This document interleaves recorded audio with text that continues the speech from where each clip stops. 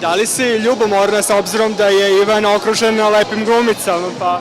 Pa nije prvi put, nekako od kad je u ovom poslu, glumcima je posao da rade sa lepim glumicama i talentovanim na prvom mestu, tako da, kako da kažem, odavno su prošle te dečije bolesti.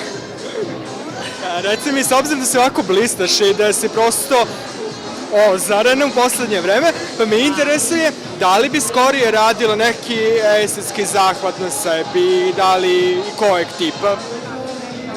Pa iskreno, zadovoljna sam svojim izgledom, ali ne osuđujem nikoga, zaista.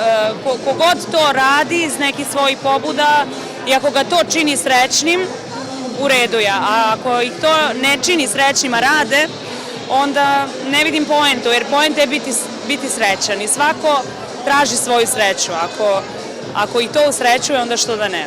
Reci mi ti iskreno šta bi volela, mislim jednog dana kad bi došla? Pa pitanje za ne znam koliko godina, desetina godina, šta bude bilo najveća bolna tačka. Mislim, mi žene smo stvarno čudo, koliko god lepo da izgledamo i koliko god da vežbamo, treniramo, uvek mislimo može još malo da se skine, može još malo, ali poenta je biti zadovoljan u glavi.